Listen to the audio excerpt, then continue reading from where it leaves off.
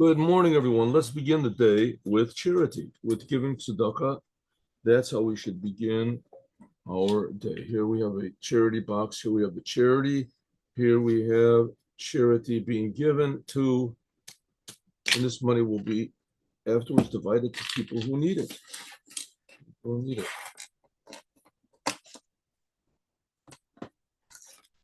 Okay. Now, let's begin learning from Likuti Torah. Likuti Torah, a book which was written by the first Rebbe of Chabad about 250 years ago.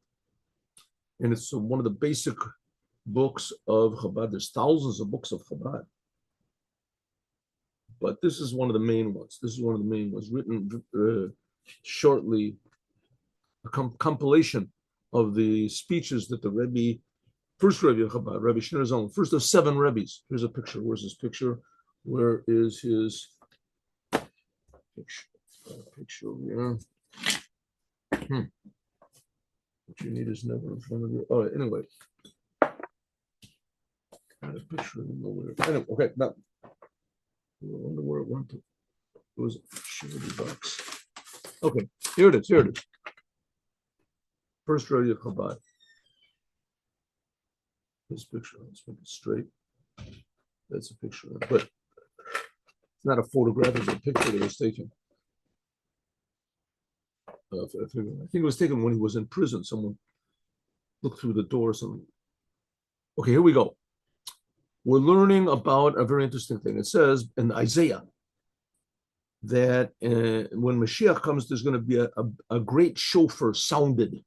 You talk up a shofar, it says a great shofar will be sounded, and all of the lost people in the land of Ashur, the Jews, and the lost and the pushed people, Jews which are pushed away, dispersed, nidachim, in the land of Egypt, Mitzrayim, will bow down to God on the holy mountain in Jerusalem. Huh? That's what's going to happen. So all the Jews will be gathered up. How are we going to know who was a Jew? Mashiach will know who was the Jew.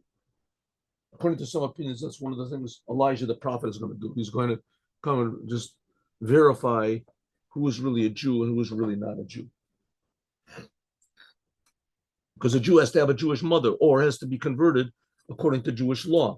So a person that his mother thought she was Jewish is not Jewish. A person whose mother thought she was not Jewish and she really was Jewish.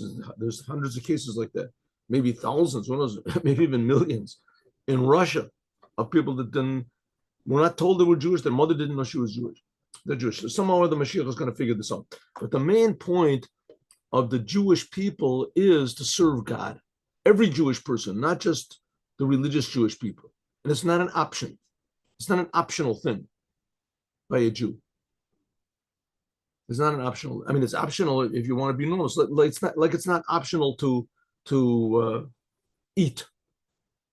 So, I mean, you can, if you want to, you can not eat, but a natural human, healthy human being, he eats, right? A natural human, healthy human being talks, speaks. A natural, healthy Jew serves God. I mean, everything is given to, you can starve yourself to death if you want to. You can, become a hermit and never talk for the rest of your life if you want to, but that's not normal. Same thing a Jew can also do. So a natural Jew serves God, does the commandments, keeps Shabbat, etc. Wants to do, of course, you have to learn what it says in the Torah. Once he wants to learn what it says in the Torah. That's a natural Jew.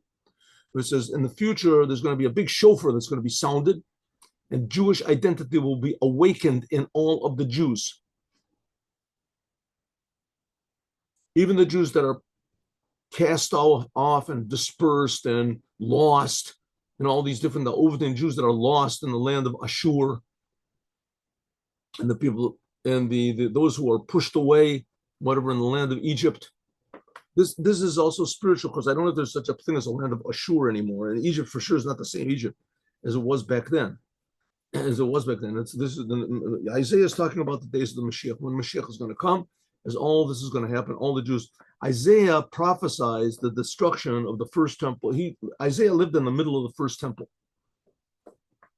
little bit after the middle of the first temple. And he lived in the middle of the first temple, and he prophesied the destruction of the second temple. And now he's saying that don't worry about it.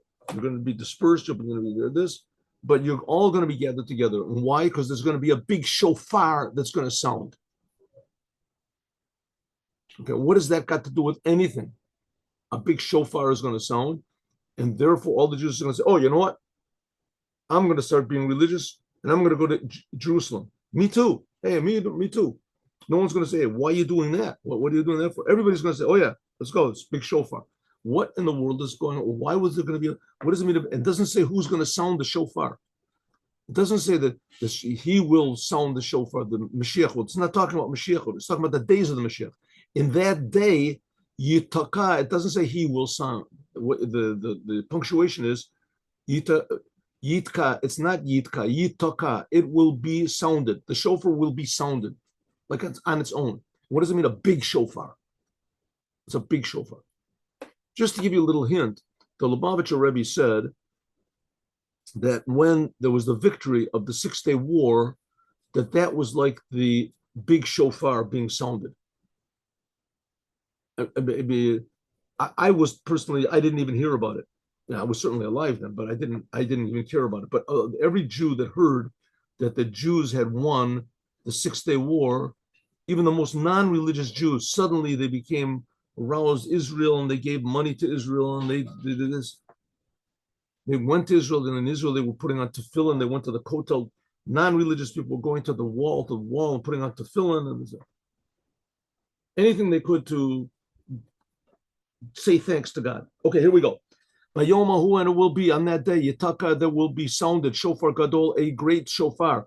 Uboa Ovdim, and the lost people will come from the land, the people those that lost in Ashur. Ashur also means richness, people that have left Judaism because of success.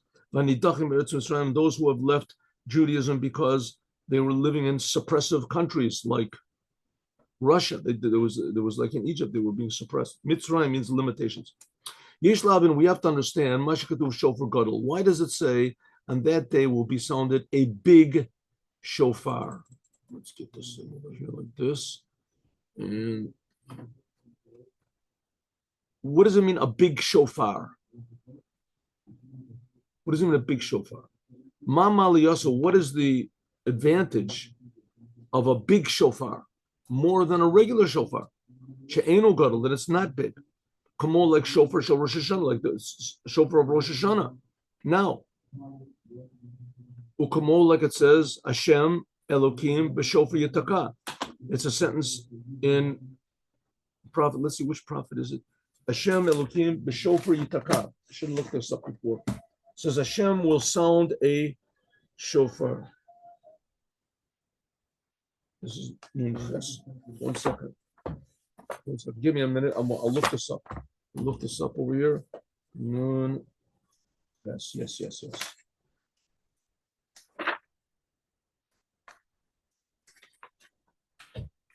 Noon. Yes, give me a minute. I'm sorry for the delay. I am sorry for the delay. Here we go.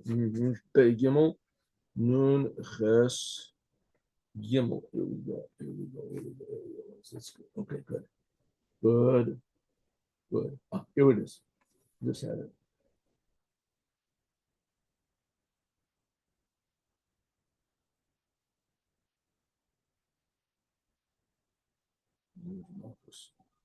Nun ches. Huh? Is that right? No, it's wrong. Yeah.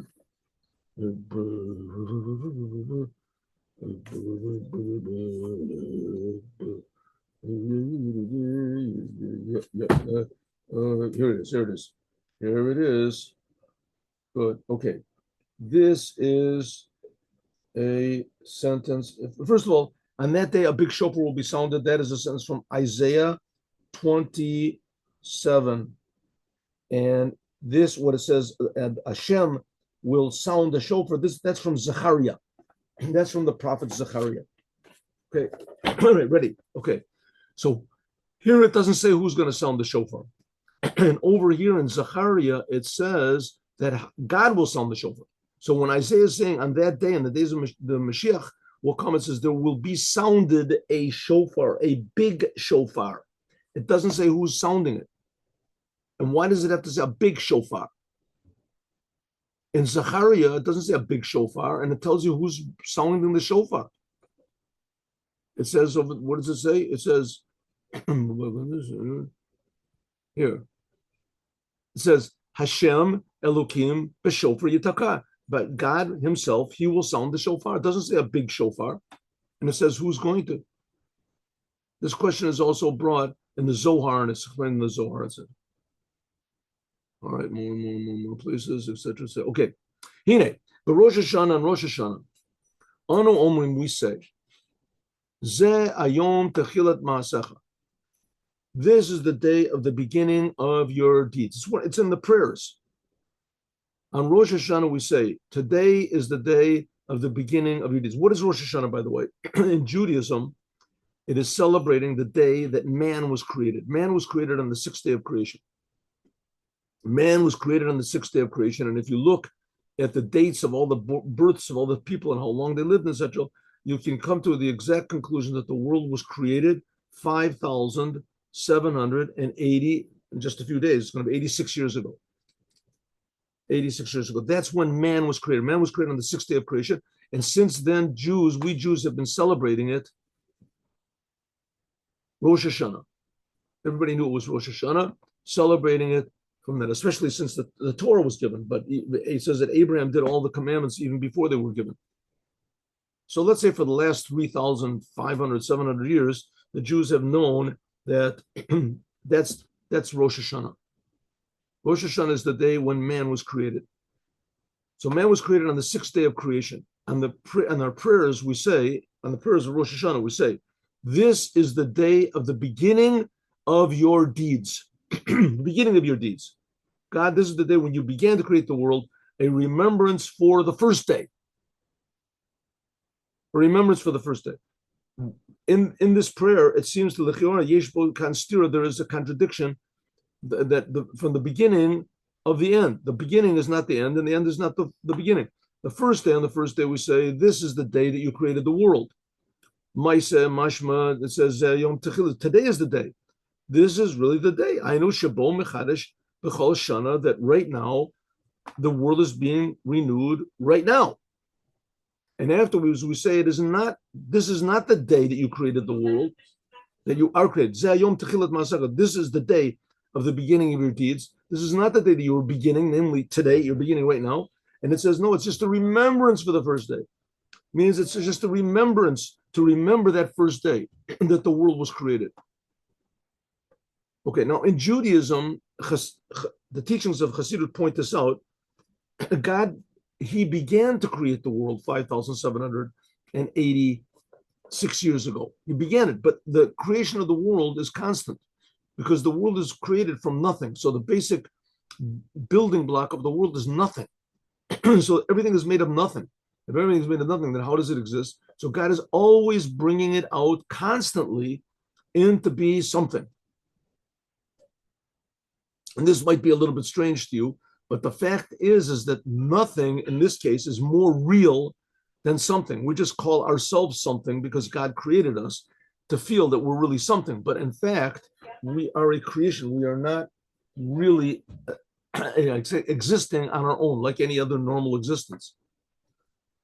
But be'emet, really, sheneim emet, really both of them are. So which is true? Today is the day of creation. We're being created right now. The world is beginning right now on Rosh Hashanah. Or is it just a remembrance for the first day? Says the Rebbe, both of them are true.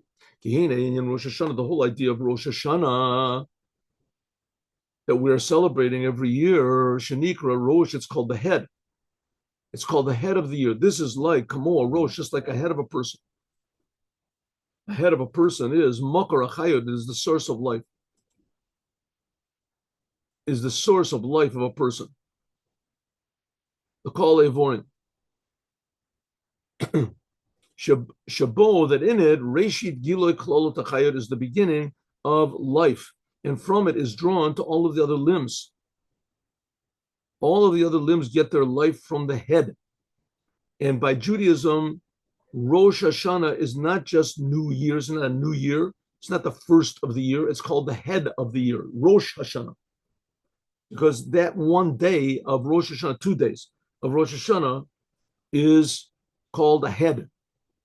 And it's the head of all of the rest of the year. Just like a human body has a head to it, well, the year also has a head to it.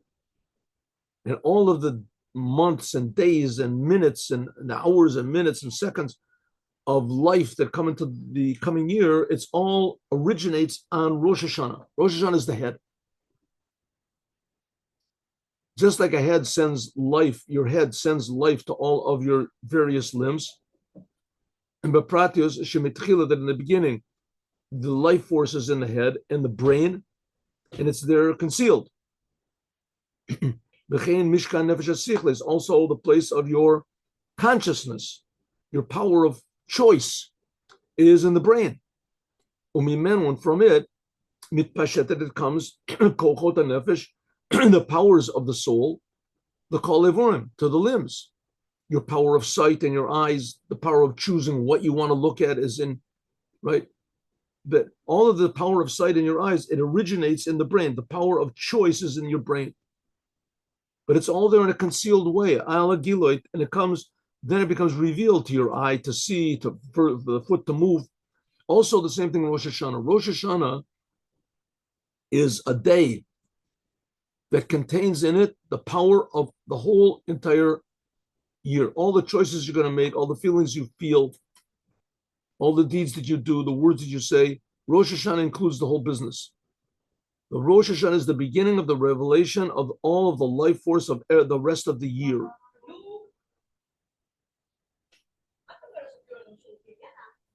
Okay, so when we're talking about God over here, we're not talking about God that he did a one-time thing. He created the world and then he just flicked it off and let it go according to laws of nature, which that's sort of logical, sort of. I mean, there had to be a beginning to the world somehow or other. There was something began it. So some people say it was a black hole, it was a big bang, it was something like that. And we say it was God. We say it was God. The Big Bang and that stuff doesn't make any sense anyway. I mean, it doesn't. What was before the Big Bang? There was nothing before that. And here we're saying there's God, and God is a whole different type of reality, that all reality comes from him. But God decided that he wanted to create a world. Here we are. That's the whole story of the Bible. God decided he wanted to create a world, and that this world is very important. That's the message of Judaism, is not just that God created the world, but the world is very important to God. Very important to God. Going to heaven is good, but this world is very good. This world is very good, much better than heaven. Than the raising of the dead, all the souls are going to come back to bodies in this world. So the world is very important to God. And the creation of the world and every detail of the world is important. So we celebrate that. We as Jewish people have been celebrating this for thousands of years. The beginning day of creation of the world is Rosh Hashanah by the Jews. Rosh, says the Rebbe, is a head. It is the head of the world because the creation of the world is a continued process. And the importance of the world is contained in that first day. All of the details that are going to come in the coming year. Ki ata machayet kulam, because it says, God, you enliven everything. And it explains that when it says when you enliven everything, it doesn't mean God just puts life into everything, but everything exists. He takes care of the spiritual part of it. No, it means that God, says, don't say just mechaya, but mehave. You create everything constantly. Listen, God also creates time. Time is a creation. We said this, I know, a lot of times, but before God created the world, there was no time. There was no such thing as before the world was created. Time began 5,786 years ago. Before that, there wasn't time. There was no time. There was the concept of time. There was the idea of time. There was the spiritual time. That's called before the Tzimtzum. But there was no actual time, etc. So time started when God created the world. So he created time. So time is also a creation.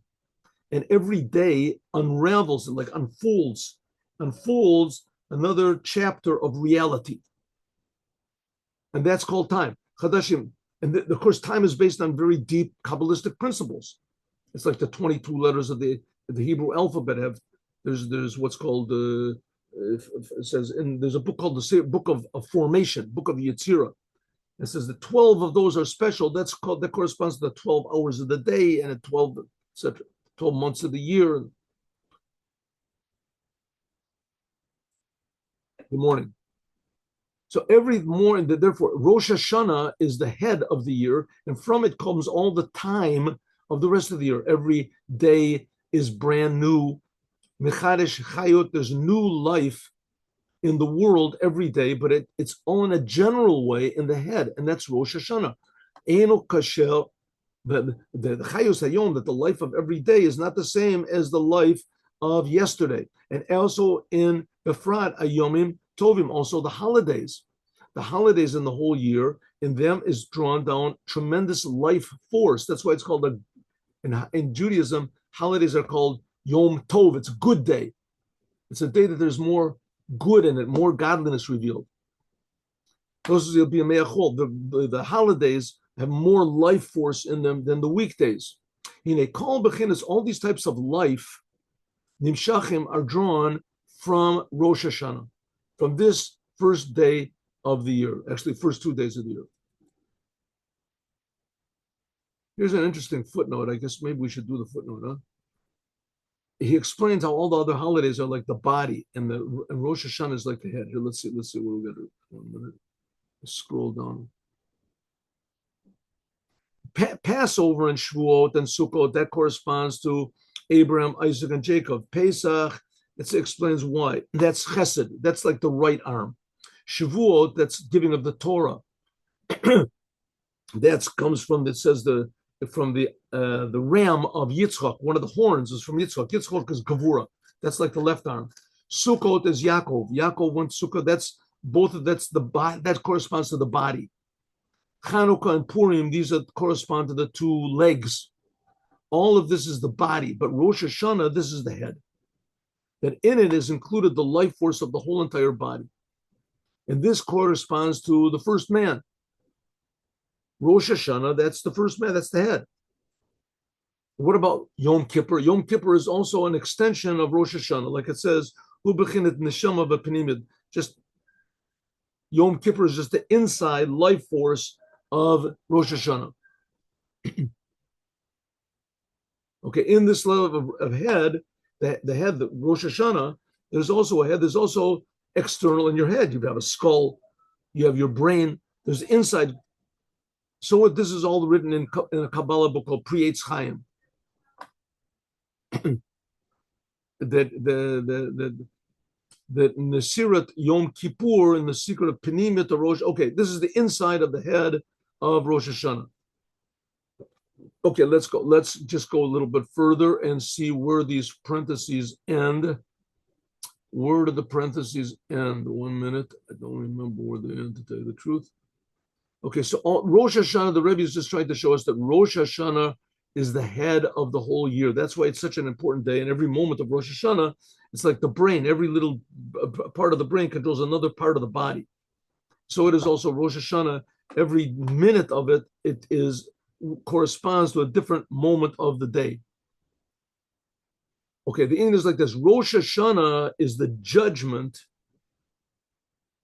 and the judgment and the decision that God makes on every single person for the general life force, if it will be drawn down, Reshit Gila, the beginning of revelation of life to that person. God decides each and every person what's going to be, every person in the world.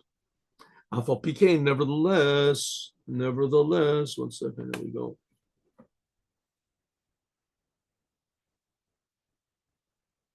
Even though there is a judgment, a general judgment on Rosh Hashanah, what's going to be, but nevertheless, every month, there's also another judgment. There's Rosh Chodesh, and also every day, there is a judgment. If that life force which is decided that you're going to get on Rosh Hashanah, if you really deserve it or not. Namely, it comes from the concealed to be revealed. Even though you're already judged on Rosh Hashanah, what you're going to receive That's just in a general way. Efsharhu, it's possible that it won't come down from this general way into the individual, and also the other way around. It could be that on Rosh Hashanah it was decided that you're not going to have any luck that year, you're not going to have any success, that you're not going to have health, whatever, and your deeds can change that. It's possible that your deeds can change that. You can go deeper than Rosh Hashanah. You can change the deed, but that's very difficult. But it's still possible. Kamosha Efshar, just like it's impossible that there won't be life drawn from the brain to some limb. Or maybe the eye will be healthy, but it won't be able to see, or the foot to walk. The life, the general life is there. Nishar b'moch, it's in the brain, concealed. Shinit akev b'moch, it's just delayed in the brain. It just doesn't come from there to the limbs. So it's also, there can be on Rosh Hashanah was decided something that you're going to get, but for whatever reason it is, it doesn't come down. Nisha, the life force remains up there in Rosh Hashanah. Then the upper worlds receive this life force. That's how it goes every day. But on Rosh Hashanah, okay, but now we're not talking about the rest of the year. On Rosh Hashanah itself is drawn down a general life force for the whole year. It's there in a general way. This is a new life, really a new life force which is drawn down every year. Therefore, it's called Rosh Hashanah. That's why it's called Techilat Matzecha. It's the beginning of your deeds. Rosh Hashanah is the beginning of this year. This year is beginning brand new. Shenimshach Or Chadash, there is drawn down a new type of Or V'chayot Chadash, a new light and a new life to create Hitavut, the world. So again, what's this point? What's the point we're making? The point we're making is that God is infinitely interested in this world. He's infinitely close to this world. Idolatry is when you think that God is very far away and you have to pray to something else in the middle or something else totally, right? That you think that God is very far away. Judaism comes to tell you no, that God is close to you. He's creating you. He loves you. He cares about you. And God reacts to what you do. That's Rosh Hashanah. God reacts to what you do. That's why God created the first man. God created the first man because this world, physical world, is infinitely, infinitely important to God. I know we've said it so many times before, but take note that in the 5 books of Moses is not mentioned heaven or hell. That is not supposed to be our main motivation. We believe in heaven and hell, but that's not our main motivation for doing the commandments. Because in heaven and hell, you're thinking about yourself. The main motivation for doing the commandments or for living life in a proper way, for doing what's right and avoiding what's wrong, is supposed to be because I'm a human being. A human being has a sense of gratitude, of responsibility. God is creating me. The least I can do is just do what he wants.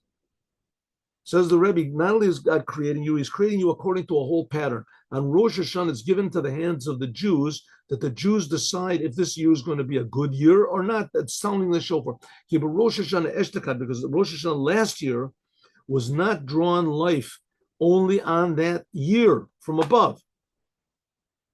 From that whole 365 days. And when Rosh Hashanah comes in the nighttime, it says that life force from the decision that was made the previous year, that ends. It ends. And the life force is sort of like hanging in the balance. And in the morning when we sound the shofar, it says then that's when the decision is made. Okay, and also that was the same way it was when God created the world. The life force in that Rosh Hashanah, when Adam was created, it was for that year. Right? And that was probably the worst Rosh Hashanah in the history of the world, right? Worst Rosh Hashanah. And on that same day that man was created, on that same day, that's the day that he ate from the tree, right? First of all, his wife was created. So you can take that whatever that's worth. Then after that, she convinced him to eat from the tree, and he ate from the tree, and he was kicked out, evicted from Gan Eden. So all this good that was waiting for us, it's still waiting. It's still waiting because he really seriously, he got kicked out of synagogue, for talking in the middle of davening and messing around or something like that, whatever he was doing. So Abraham was the first person to be evicted from the synagogue for not following instructions. God kicked him out of Gan Eden, and that was just hours after he was created. That was Rosh Hashanah. He was evicted on. Well, actually, it wasn't. Actually, it wasn't. It says that he was evicted after Shabbat. That he was allowed to stay there for Shabbat. So he wasn't actually evicted, but God told him he was going to be. Anyway, on the first year that man was created, that was decided by man's actions. He from above, but it was decided above from above time. So the first day that man was created, that was Rosh Hashanah. That's what we celebrate every year. And man was supposed to serve God, and he would draw down life for the whole coming year from where? From a place which is above time into time. Like it says, Elef Shanim B'Einecha Kiyom Etmol. Like King David says in the Psalms, that 1,000 years is like yesterday to you. Nothing. Hainu Sheishet Alefei Shana, the whole 6,000 years of this world are like just like 6 days by God. In the first day of the creation, so that was Adam was created, and he pretty messed up the thing pretty seriously. I mean, he had to wait like 2,000 years. Abraham came, and he was the first person to really fix it up. Abraham was up 2,000 years after Adam. So the world was floundering around in all sorts of mistakes and they say messed up GPSs. What do they call them? These things, right? Take a right turn over here. I fooled you. The world was just bumbling around. In 2000, there was a flood. There was a generation of the Tower of Babel, and finally came Abraham. That's 2,000 years later. But nevertheless, Abraham just revealed what was waiting for Adam if he had not sinned. Again, one of the basic principles of Judaism is that man is essentially good. This idea of we are all sinners and we all this, we have to be saved. That's not so according to Judaism. Man, according to Judaism, every man is essentially good. And if there's an original sin, the sin is that we're lacking education. And when a person is born, he forgets who he is, so he has to be educated. But essentially, everybody is good.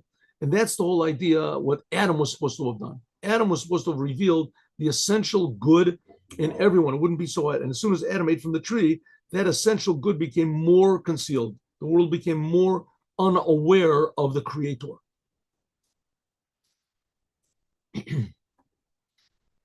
So it says this, by God, 1,000 years is like one moment, says the Rebbe. But that's also not so. God is infinitely higher than that. This is what King David said, that one day in your God to you, 1,000 years is like one day. This is also a level of godliness which is relevant to time. But there's levels higher than that where there's no time whatsoever. But all time is contained in one instant. All the 6,000 years of this world are in skir echad, like in one instant. And from there is drawn down life into Rosh Hashanah on 1 year. So in other words, there are levels of, that's what prophets did. Prophets were able to go above time a little bit so they could go to these higher levels of reality. They were granted the ability to see in the future. See in the future. There's other people also that have gifts of the future also. There's a very interesting, terrible commandment there is of the false prophet. God puts the Jewish people into need, and he sends a prophet, and the prophet starts saying the future and maybe healing the sick and doing all sorts of amazing things, raising the dead, who knows, whatever he does. And he tells the Jews, don't do a commandment. You don't have to put on tefillin anymore. So it says that person, he benefited so many people. You have to kill him. That's a false prophet. And God gave him the power of prophecy and that he could do these tricks, whatever he does, is just to test you, to see if you're really thinking about yourself or you're thinking about what God wants. Weird thing. But however it is, prophets have the ability to get closer to the source of time so that they can see into the future. prophets. So every year we're sort of like on every year, we're sort of like shot up into prophecy a little bit. We're shot up into a level, we're revealed a level which is 1 year in 1 day. That's Rosh Hashanah, but it's there in a general way, a concealed way. And afterwards on Rosh Hashanah, which is called Chag, it's called Chag, a Chadash. It's called the holiday, that moon is concealed in it.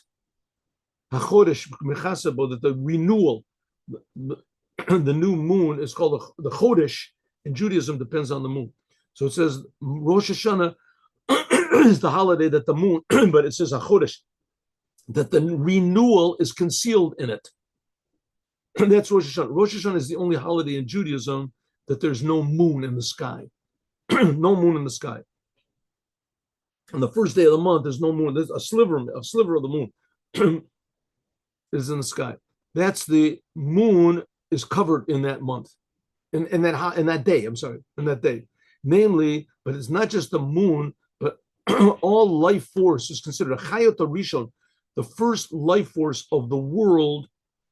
I'm sorry, the first life force which was in the world previously goes up, and it becomes concealed, and it becomes included in its source.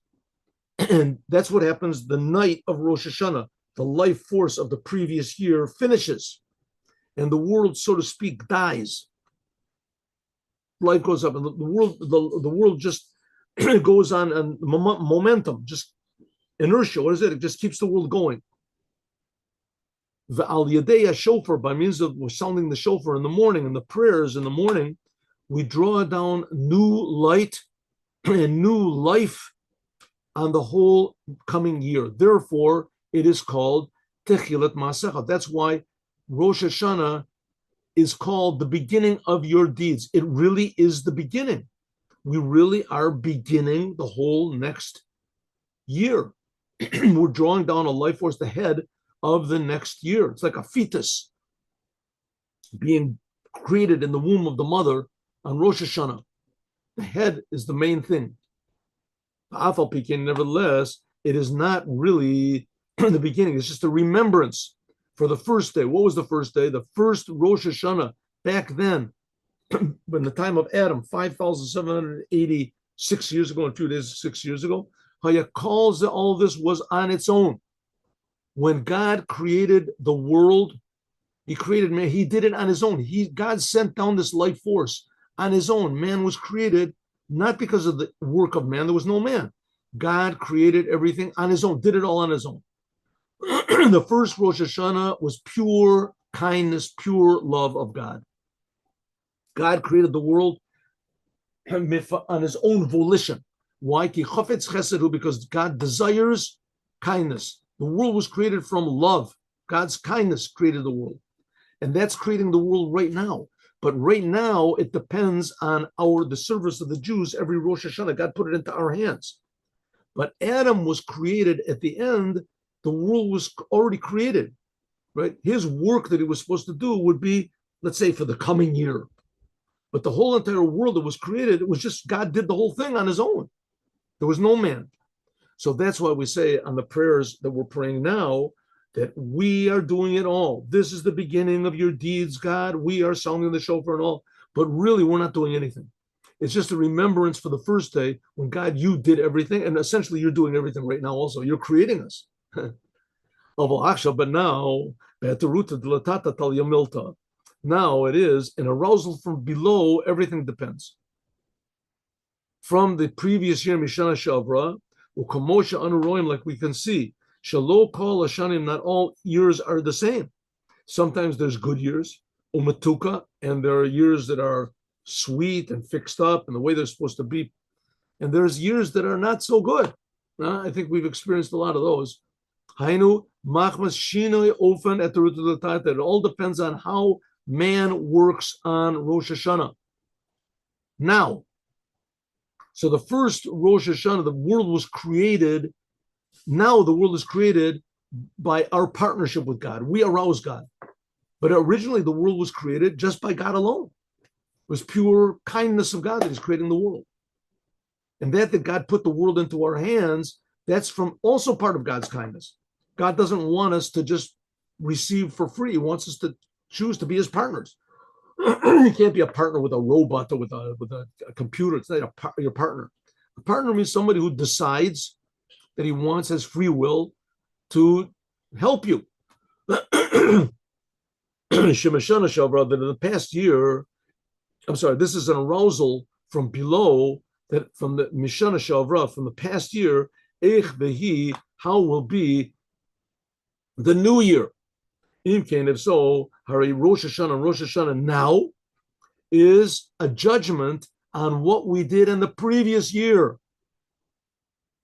So now we have to take it into account. What's going on here? God, when he created the world, he did it on his own. But afterwards, he put it into our hands. So Rosh Hashanah is the day of judgment, but we're also judged according to how we used the previous year, the life that God gave us in the previous year.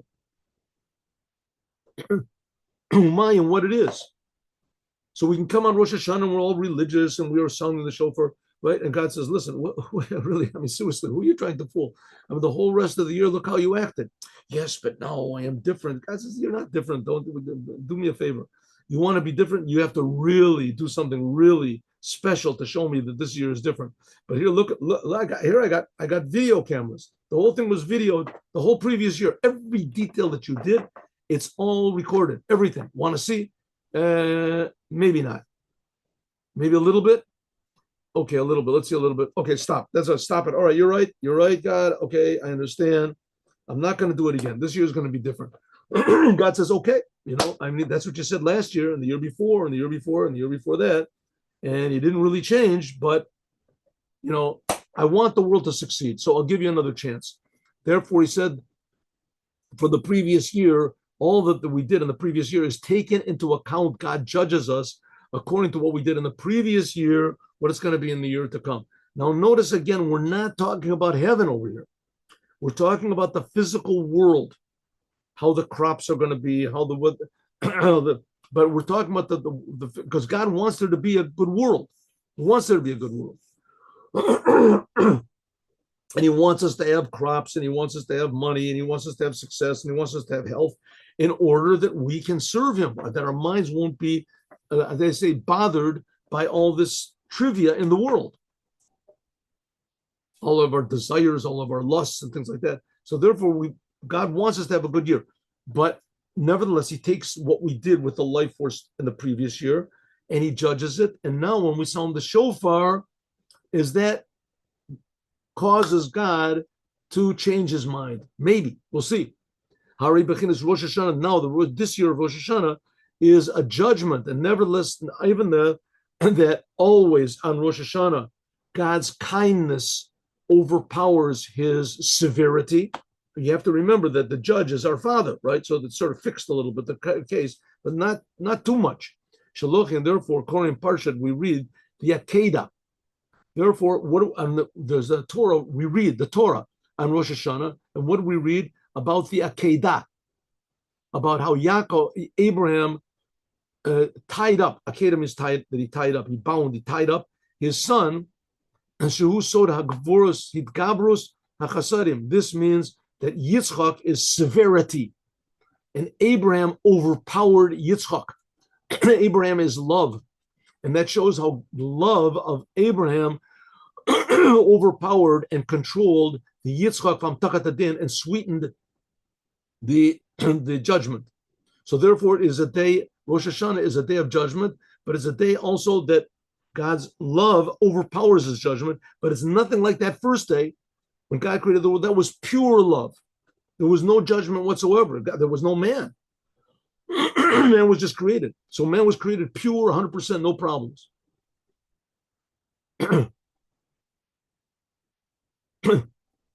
On that first day when man was created, that was created from pure love of God. That's why we say that Rosh Hashanah is the beginning of deeds. That's what we do.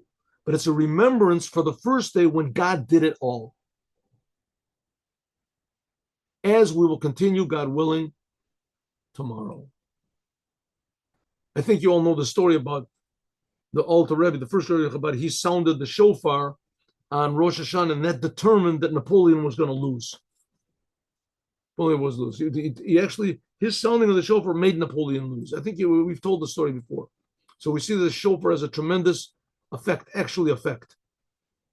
All the Jews are sounding shofars all over the whole world. How does God exactly judge it? I don't know. God, He'll take care of it. God takes care of it. But nevertheless, our sounding of the shofar, I guess if even one person sounds the shofar genuinely from all of his heart, that's enough to change the whole world. That's enough to change the whole world. Okay, now let us do the Yom Yom. The